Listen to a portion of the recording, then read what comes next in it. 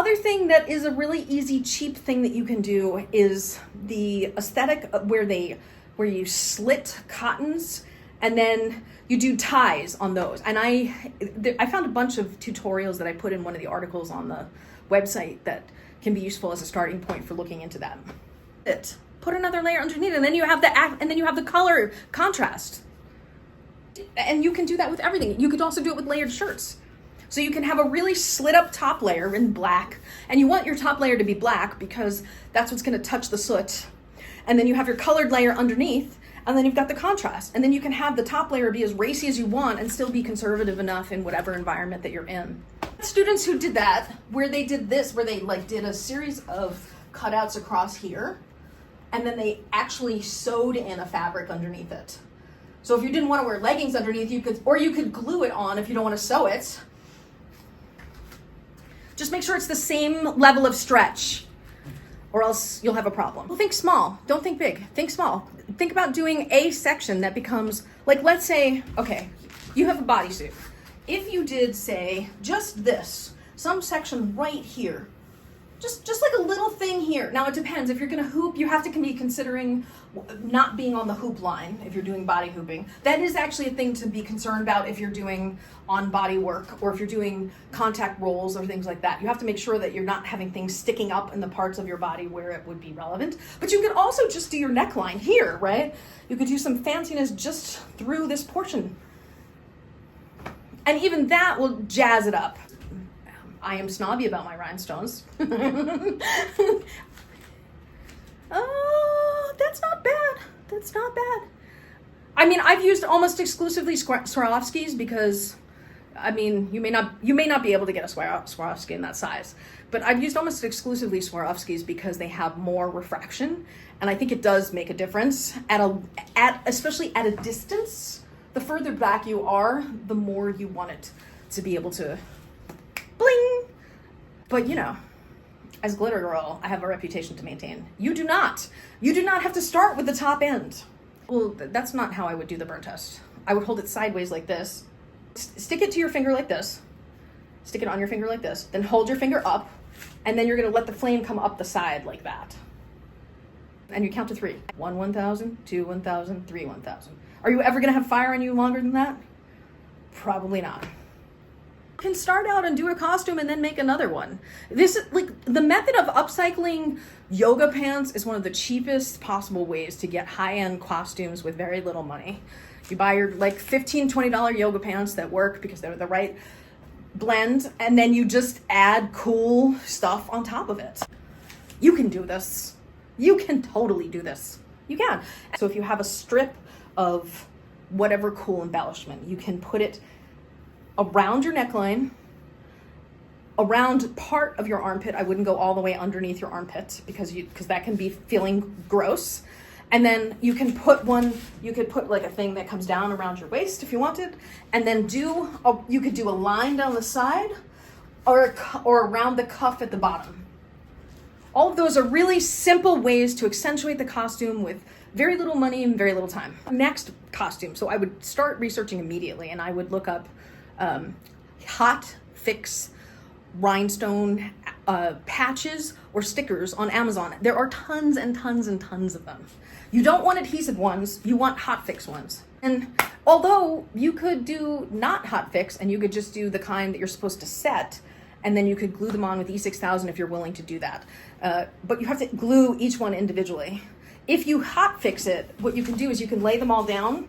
So you could lay this down, lay down the pieces, and then put the iron on it, and it'll do all of the things that are under the iron at once. And if you keep the whole thing flat the whole time and you don't move it, then it's much easier to do than, each one individually. Get them in a gross, and I would get them in size 20 SS as a starting point. It depends on what you're using as your heat source. I actually had a pen that was a heat press pen that would heat up one rhinestone at a time. That's what I did. So on that one dress, so this is just a pair of pants that I wanted to have a good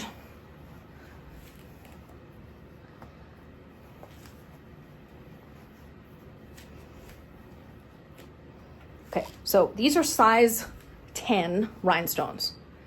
I think they're 10, they may be 12, they may be 12 SS. And I think it was like a gross for each leg. What I did was I made a template instead of measuring out each one. I made a template with paper, and then I put the paper down, positioned the rhinestones, pulled up the paper for that section, so maybe it was a section like this big, and then zhink, iron it. This is maybe even a big section. You may only want to do 5 stones at a time. And then I went up the leg. Now, this is much less work than doing every single, like doing it all the way down the leg, and it costs a lot less too. And then you'll notice, even those, I mean, like these are super tiny. These are very, very, very, very, very small. But there's so much light for so little effort. That's how I did that part. And then, so this is the dress I was talking about. So to give myself cleavage line bling, I did the same thing, just in a line, evenly spaced. And then I did,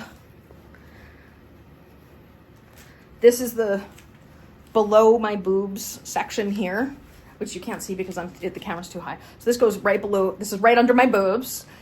And this is meant to be the, this is just like little flowers that I made out of 5 of these teardrop ones with a center round one.